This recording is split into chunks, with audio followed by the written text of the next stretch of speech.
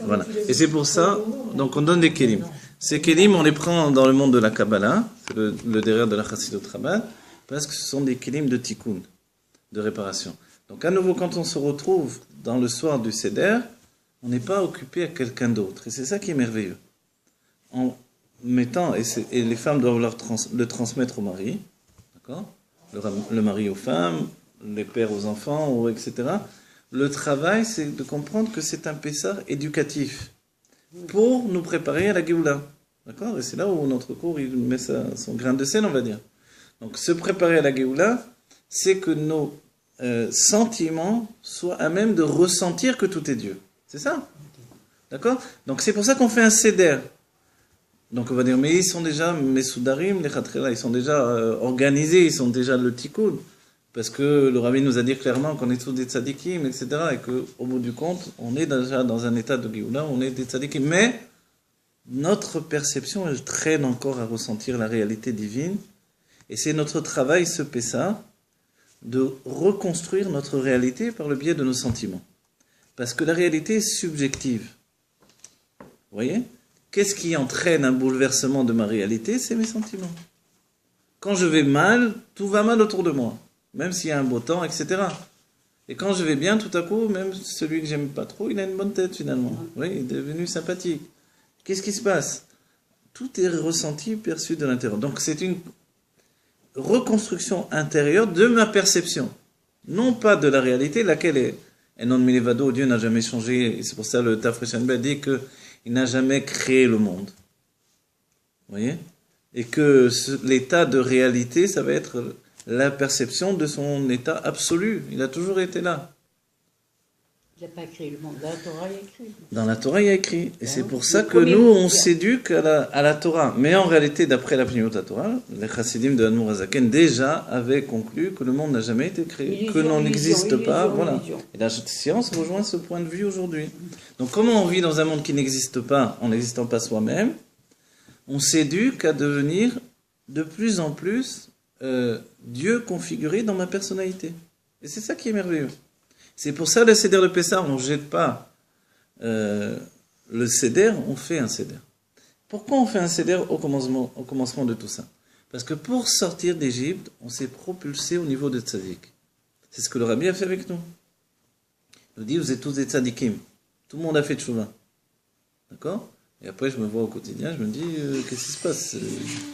Aucun truc. Moi aussi, j'ai fait Tchouva, finalement. Alors, qu'est-ce qui se passe, finalement? Alors, en réalité, le Rabbi nous voit tel que l'on est véritablement. C'est pour ça qu'on dit tel que Dieu nous voit. Non pas tel que l'on se voit soi-même. Avec tout notre bagage de galoute encore qui est vraiment subjectif.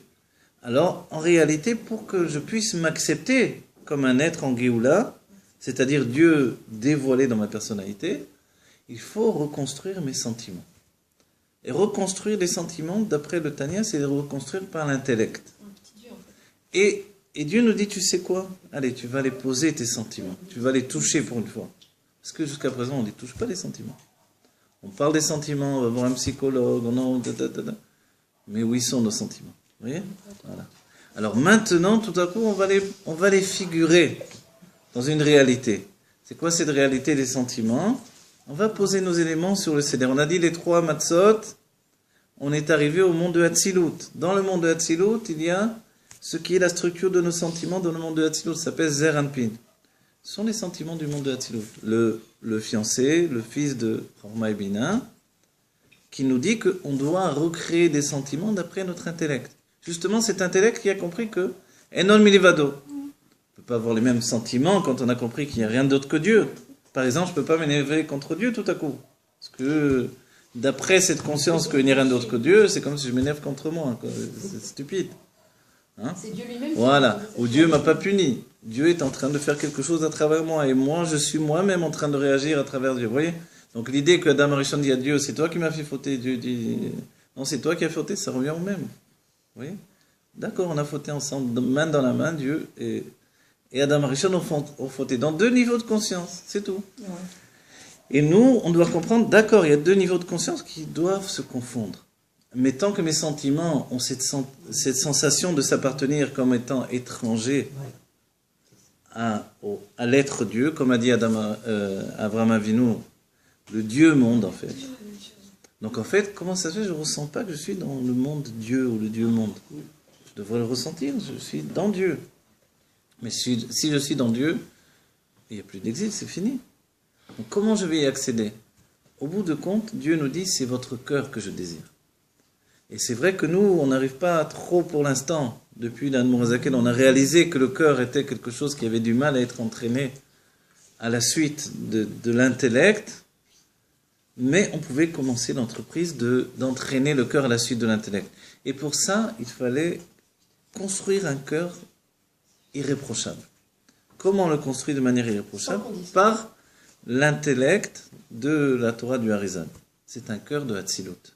Si j'ai un cœur de Hatzilut, c'est-à-dire qui n'a pas été créé, mais qui est une émanation de Dieu dans son essence, alors forcément ce cœur-là, il est un cœur qui peut devenir véritablement un réceptacle pour exprimer Dieu. Et c'est là où je m'avance vers une nouvelle dimension de moi-même, et je dis, j'ai besoin de toucher quelque chose. Parce que le Ikar ou Amassé. Et les sages depuis toujours, et Moshe le Rabbeinu le premier a fait ce travail-là, nous a montré comment on fait la Haggadah. Donc quand je mets maintenant les éléments sur mon Seder de Pessah, en mettant ces éléments, je suis en train d'arranger mes sentiments. Vous vous rendez compte? C'est-à-dire, je n'ai pas été voir un psychologue, je suis en train d'arranger mes sentiments. Toujours dans le même Seder. Voilà. Et je le mets toujours dans le même Seder, c'est un Seder de Tikkun. Yemin, Smol, Vaemsa, à droite, à gauche, au milieu, qui correspondent au fait de Israël, Am Segula, c'est le Ségol. D'accord? Israël, Am Segula, c'est le peuple choisi par Dieu. Le choix, c'est ça, c'est cette notion de Ségol. C'est l'équilibre. Vous voyez, quand on fond les deux, on obtient l'étoile de David. Quand on fait le Keter, Roma Bina, puis après Chesed Gvura Tiferet, on obtient une étoile de David. Deux triangles qui fusionnent. Et alors maintenant, dans mon Seder, je mets à droite le Korban Pessah. Donc le Korban Pessah, n'oubliez pas, ça veut dire le Korban, la chaîne de Kirouv. Le fait de me rapprocher de Dieu à Pessah, c'est ce que je désire. Avec ça, je vais commencer. Alors je vais mettre, qu'est-ce que je vais mettre? Alors ça s'appelle une zroa. Un zroa ou une zroa, je ne sais pas comment dire en français. Enfin, je dis le terme en hébreu. Le brin, si vous voulez. Les zroa netouya. Alors, on a l'habitude dans la Chassidut Rabbah de mettre un coup qui représente l'enfermement de l'Égypte. On dit le Metzar, c'est le cou aussi. Parce que Paro se trouve dans la nuque.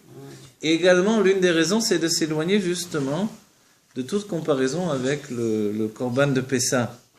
Le vrai Korban de Pessah. L'idée de la Chassidut Rabbah, c'est que on ne donne pas, je ne sais plus comment on dit, des vessies pour des lanternes, vous voyez. Quand je mange le Korban Pessah, je veux le manger vraiment. En attendant, je ne le mange pas, je ne veux pas. Voilà. Je ne peux rien manger qui se rapproche de ça. Et en réalité, on ne le mange pas du tout. On va tellement le brûler, le calciner et le rendre immangeable qu'on s'éloigne de tout rapprochement avec le Korban de Pessah. Quand je l'aurai, je l'aurai. Tant que je ne l'ai pas, c'est ça la situation. Vous voyez ? Un coup calciné. Donc lui, on le met à droite par rapport au chesed. À ce moment-là, on fait la réparation de notre chesed, de la générosité. Mais quel rapport entre le Mitzrayim, le coup et le chesed? Les Metzarim, c'est un endroit étroit. Les sages ont toujours dit que ça représente le coup. Vous voyez? Et parce que Paro, c'est Otiot Afar. Afar, c'est Oref également, c'est la nuque. Et quel rapport avec le chesed? Le chesed, justement. Vous cherchez avec l'os, là, je comprends. C'est une histoire de chesed. Ah, la main netouya qui m'a sorti. Voilà, mais Parce que le chesed, pour nous, c'est le chesed de la compréhension divine, que tout enon minevado qui doit venir dans le cœur. Vous voyez? même ça, c'était bien. Voilà. Et il faut que, exactement, même ça, c'était bien. Il faut que ça pénètre dans le cœur, mais Paro, il est là pour empêcher que ça rentre dans le cœur. Il y a Mouskal, Mourgaj, Vemoudba. Je comprends, je ressens, et c'est devenu mon être. Vous voyez? Pas seulement j'agis, c'est moi maintenant. Ergel Nasa Teva. En attendant, la chose est bloquée dans mon intellect. Vous voyez? Donc il faut le ressentir. Le tzaddik le ressent, mais nous. Alors on va devenir un tzaddik pour le soir de Pessah. Et c'est là où Dieu nous donne les mochin de Gadlut. La largesse d'esprit nécessaire pour être un tzaddik le soir de Pessah. Vous voyez? On dit déjà des tzaddikim. Oui, mais justement, vous n'allez pas revenir à chaque fois, parce qu'on ne peut plus s'en sortir. Justement, on est des tzaddikim, mais on veut ressentir qu'on est des tzaddikim. C'est ce qu'on dit là. Si vous êtes des tzaddikim et que on se conduit comme des rechaim toute la journée, C'est qu'on a un problème, ce tzaddik-là, et je ne le supporte pas. Je veux que ce tzaddik soit un tzaddik dans l'expression. Pour ça, il a besoin de ressentir Dieu dans son cœur. Vous voyez? Donc c'est ce que l'on veut réaliser. On veut briser le carcan de la réalité. Ça, c'est Pessa. Et c'est pour ça qu'on fait un diloug, un bond. Un bond depuis mon état de petitesse d'esprit, qui est incapable de concevoir que Enon Milvado, vers la réalité du fait que Enon Milvado, c'est une réalité, c'est pas une théorie lointaine, voilà, inventée, supposée. Ouais. C'est la réalité. Voilà, c'est la réalité absolue sur laquelle on va s'imposer notre être profond. Et pour ça, ce qui bloque, c'est les sentiments en attendant. On a beau dire, etc., on veut... Ça passe, là. Les sentiments... alors, quand quelqu'un va regarder une image, ça va éveiller ses sentiments. Mais du moment où on ne voit pas Dieu de nos yeux, pour l'instant, dans l'instant présent, ça n'éveille pas mes sentiments suffisamment. Alors, on replace nos sentiments. Et le premier, c'est l'azroa, qui représente la main droite. Et on a dit tout le fait de la main droite. La main droite, c'est l'azroa, c'est le chesed, la générosité. Et c'est ce qui va commencer. On va libérer notre générosité de Géoula. Après, on va mettre en place l'œuf, qui lui représente le Korban Chagiga. Korban, c'est le Kirouv à nouveau. Chagiga, c'est la fête. On doit se rapprocher de la fête. Mais c'est le côté gauche. Ça représente la rigueur. Et la rigueur, elle est enfermée sur elle-même, comme on a dit. Mais le bon côté, on a dit que ça nous permet de recevoir. Et si on ne reçoit pas, il n'y a rien qui se passe. C'est l'essentiel, exactement. Voilà. Et en fait, du coup, on veut se rapprocher de la fête de manière profonde et on installe sur le Seder, on installe cet œuf-là, qui représente également l'exil. Mais au sein de l'exil, on nous signale que la Géoula, c'est ça. C'est à la fois de sortir de l'œuf et de comprendre qu'on est au-dedans de Dieu. Que tout est en Dieu. Vous voyez ? Donc en fait, qu'il n'y a pas de sortie de Dieu. Il représente Voilà. la gestation. Exactement, la gestation, duquel il a été dit depuis Yecheskel Hanavi, que la sortie d'Égypte, c'est la sortie de la gestation. Mais en même temps, l'enfant, il était en Géoula dans le ventre de la mère. Donc on comprend que c'est pas aussi... Donc ça, c'est le Korban Chagiga. Et ensuite, on rajoute le Karpas. Non, c'est ça, le Karpas au milieu. Non, le Maror, pardon. Le Maror, ça représente... A priori, Tiferet, et c'est là où on ne comprend plus. Comment Tiferet, l'harmonie, elle peut être représentée par l'amertume, le maror. Et c'est là où le Harizal nous dit que le but, c'est d'exprimer justement notre amertume pour que Dieu nous envoie la Géoula. On ne va pas dire, oui, tout va bien, il n'y a pas de problème, c'est bien, c'est la Géoula, tout est Dieu. Ouais. Ah bon, tout est Dieu, mais... Et ton compte en banque, c'est Dieu aussi. C'est ça, le compte en banque de Dieu. C'est ridicule. Oui. Compte en banque de Dieu, il peut acheter le monde entier, Dieu. Alors, regarde ton compte en banque à toi. Où elle est ta maison? Dieu, il a une maison dans le monde. Où elle est la maison? Tu ne l'as pas achetée? Etc., etc. Alors, je dis, mais mince, j'ai pas le compte en banque rempli comme il faut. Il y a des gens malades, il y a des gens qui meurent, etc. C'est insupportable. C'est vrai que dans le Milvado, il n'y a pas de mort, il n'y a pas de malade. Mais on ressent bien ça. Alors là, je me plains à Dieu. Et on verra que c'est même l'essentiel. Pourquoi on va voir, je vais vous dire ensuite. C'est l'essentiel de tout le Seder, cette amertume-là. Parce que si on dit que tout va bien, eh bien, on va dire, bon d'accord, on reviendra l'année prochaine, pardon. Alors là, on dit non, on vient, on est dans la fête, on t'aime, on est avec toi, on va grandir nos sentiments, mais nos sentiments ont besoin de ressentir qui sont... Ça va pas. Voilà, ça va pas. Qu'est-ce qui va pas? C'est que dans l'intellect, on a compris que Enon Milvado et le cœur est encore bloqué dans l'exil. Voilà. Et là, alors on continue. Exactement, c'est ça. On continue. Après, on met le charoset. On va dire, mais qu'est-ce qui a entraîné l'exil? C'est la matière elle-même. La matière du monde, c'est l'argile de la matière, etc. On a travaillé, on a fait des briques. Et Dieu nous dit, vous allez rendre metouka la matière. Vous allez rendre sucrée la matière. Pour comprendre que la matière, c'est Atzmut Umaut, vous voyez? La matière, c'est votre corps dans lequel se trouve l'essence de Dieu. Lui-même, il est fait de l'essence de Dieu. Donc, la matière, c'est Matok. On prend des pommes, des poires, des noix. Et les noix, ça représente la faute. Vous savez, Gematria, Chet et Goz. Hein? Voilà, chacun d'après son minag, d'après, etc., etc. Quoi qu'il en soit, on le mange ou on ne le mange pas. Alors nous, on ne le mange pas, en vérité. On le mange le lendemain, si vous voulez, mais pas pendant le Seder. Le derrière du rabbi, c'est de ne pas le manger pour que l'amertume prenne le dessus sur le reste. Pas pour se flageller, mais pour provoquer chez Dieu le désir de nous délivrer. Vous voyez? Alors du coup, on va jouer avec le charoset et on le dégage et on ne le mange pas. Le rabbi fait une boule, etc. On ne mange pas le charoset, on le mange le lendemain si on veut, mais pas le soir. D'après le minag du rabbi, je vous dis, bête. Voilà. Mais vous pouvez le manger, mais je vous dis, pendant le seder même, on ne le mange pas. Après, si vous voulez le manger ensuite, pendant le repas, vous pouvez. Parce que le rabbi veut que l'on ressente, d'après la Kabbalah du Harizal et toute la notion de l'amertume de notre situation. Pour que Dieu le ressente à travers nous et qu'il se délivre à travers nous. Ou qu'il nous délivre, voilà. Que Dieu s'impose à la réalité, vous comprenez? C'est pas possible que Dieu lui-même s'est enfermé dans cette situation-là. Donc il faut qu'il se délivre. C'est la délivrance de la Shrina. La Shrina, c'est la perception de la réalité d'un certain point de vue. Donc la Shrina est en galoute, c'est insupportable. On doit la délivrer. C'est pour ça que, à la fois, on prend quelque chose de très matok, qui représente la matière, pour nous dire que la matière, elle n'est pas...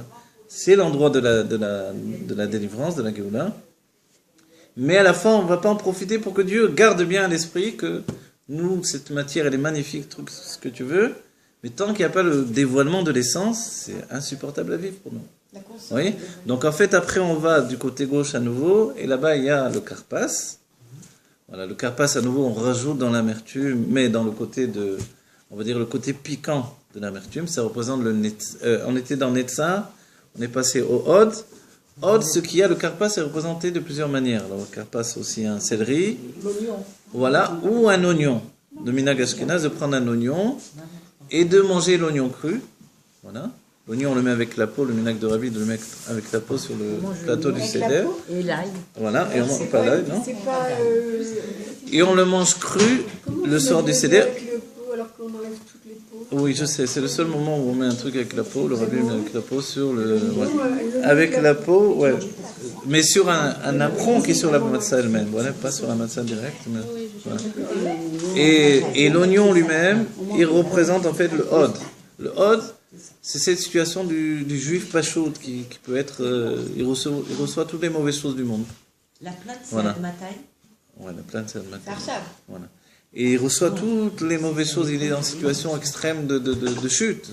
Yaakov Avinu a été frappé à la jambe gauche, au guide anaché qui représente ce niveau de hod. Vous voyez? Mais en même temps, de là-bas vient la délivrance. Parce que seulement avec un peu de pchitou, de simplicité, j'accepte que non milvado. Autrement, mon intellect va toujours se confronter à la réalité. Donc en fait, cet oignon représente ça. Je vais le manger. Je mange la réalité. L'amertume et le sentiment de même, je suis comme l'image qui a été donnée. Le chassid qui enseignait la chassidoute et qui a dit à l'Admor Msaï, j'ai de l'orgueil quand j'enseigne la chassidoute. Qui a dit ça? Un chassid à l'Admor Msaï, il a dit, je préfère arrêter, ça me donne de l'orgueil de voir les gens qui sont enthousiasmés, tout ça. L'Admor Msaï lui dit que tu deviennes comme un oignon. Ouais. Tu suintes comme un oignon, mais tu continues à enseigner la chassidoute. En réalité, voilà, peu importe ton orgueil, c'est ton travail personnel, mais les autres ne vont pas souffrir du fait de ton orgueil. Résous ton problème personnel, vous voyez. Mais qu'on soit même plein d'orgueil, mais que l'on diffuse la chassidoute, laquelle va faire un travail de l'intérieur, vous voyez. Il va vraiment me transformer de l'intérieur. Donc finalement, les choses peuvent atteindre. Quand on étudie vraiment, on se rend compte qu'il n'y a aucune raison d'avoir de l'orgueil en réalité. Vous voyez. Donc après, le dernier point, ce qui représente le Yesod, puisqu'on est passé Chesed Gvura Tiferet Netzah Od Yesod, le Yesod, on dit que ce n'est pas une sphira. Le Yesod, elle a de particulier qu'elle est un Kelikiboul qui reçoit toutes les autres. On dit Yesod, c'est quelqu'un qui ne va pas rapporter ce qu'il pense de son propre chef, mais ce qu'il a entendu des autres. Il peut parler des livres que les autres ont lus, comme s'ils avaient lu, il n'a jamais lu, mais il parle bien. Du coup, c'est même plus intéressant que ceux qui ont réellement lu les livres. Vous voyez. Donc c'est la force d'influence, voilà. Mais il reçoit des autres sans arrêt. Alors le Yesod, il reprend l'essentiel de tout ce qui a été construit dans les sentiments et il le reproduit. Et là, on voit l'essentiel. C'est quoi? À nouveau, on reprend le maror. On reprend ces feuilles de laitue et chez nous, le minag ashkenaz ou chabad de prendre le réfort, qui est très très fort, hein, plus fort que la moutarde. Le minag du rabbi, c'est même de manger des morceaux entiers de réfort, vous voyez. Bien, faut faire attention, il y en a qui s'évanouissent, des gens qui s'évanouissent à table. Parce qu'on ne mange pas beaucoup finalement avant d'arriver. On attaque le réfort, le ventre vide, après l'oignon, donc c'est pas évident.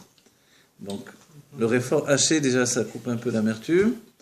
On le fermera pas quand on le prépare la veille, etc. Et puis, Non, non, pas à ce moment-là, non. Ah, pas ce moment. Voilà. Oui, Oui, après on le mélange avec la betterave pour donner la couleur et qu'on met sur le gefilte fish quand ceux qui mangent le gefilte fish. Mais là, le réfort, il est. Oui, donc on l'a pris, c'est très très fort, ça enlève toutes les. Et donc on en mange un peu dans de la laitue. Et en fait, le fait que l'on reproduise le maror nous démontre que tout ça, c'était pour arriver à ça. C'est-à-dire, au maror, à l'amertume. Comment je répare mes sentiments? Dans ce sentiment, justement, d'imperfection. Mon imperfection vient du fait que Dieu n'est pas dévoilé de manière absolue. Je peux être qu'imparfait dans un monde où Dieu n'est pas dévoilé de manière absolue. Vous voyez? Puisque non milevado, ça ne va pas ensemble. Ou alors qu'on ne me raconte pas des histoires, vous voyez? Si non milevado, je ne peux pas être parfait dans ce monde-là. Ma perfection doit naître de la rencontre avec la profondeur de la réalité absolue qui est que non milevado, y compris moi, y compris tout ce qui existe, y compris la table, l'assiette, la bouteille, etc. Donc, ouais, voilà, voulu par Dieu, évidemment. Donc finalement, quand on arrive à toutes ces constructions, on est également celui qui dit la Haggadah. La Haggadah, c'est qu'on s'exprime. Le but, c'est de s'exprimer. Voilà. Pessar, c'est la bouche qui parle, qui raconte.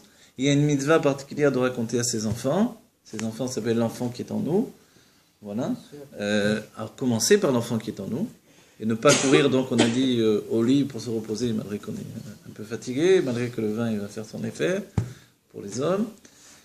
Donc, en fait, on va... Et pourquoi il y a besoin...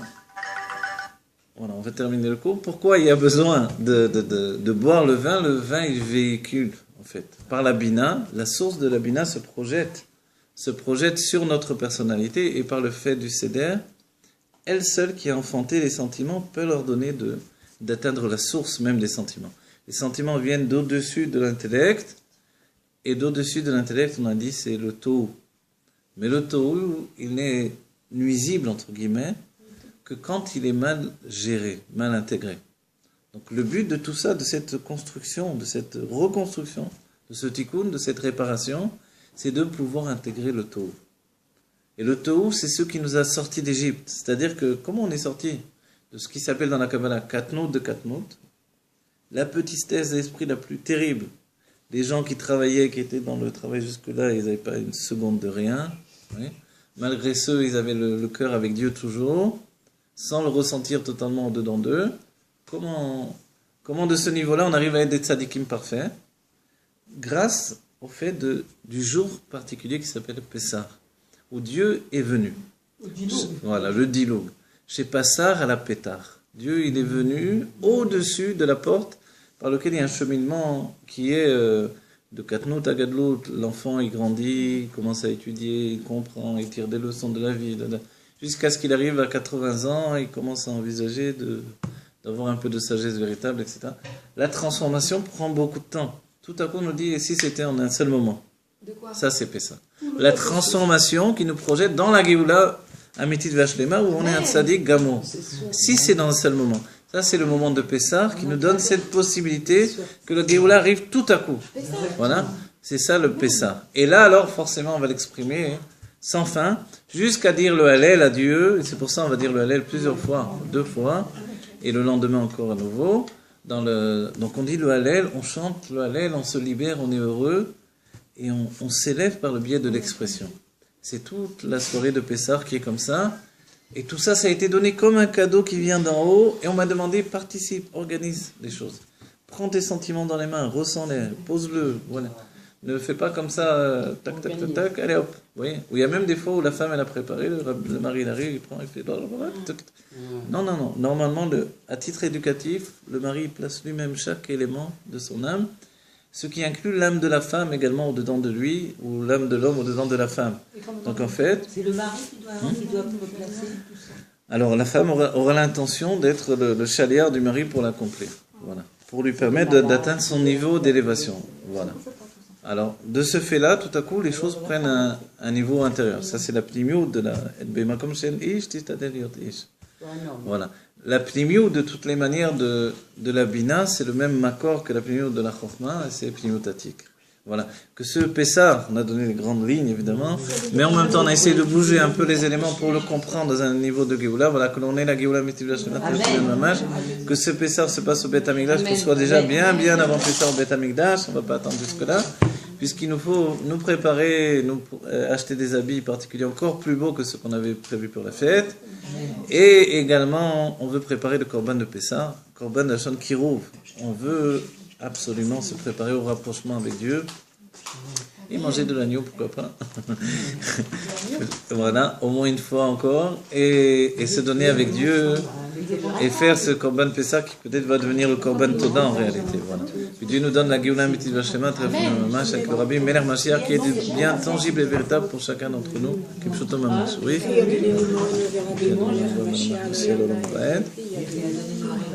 Que du bonheur. Kipshuto Mamash pour chacun d'entre nous. Merci.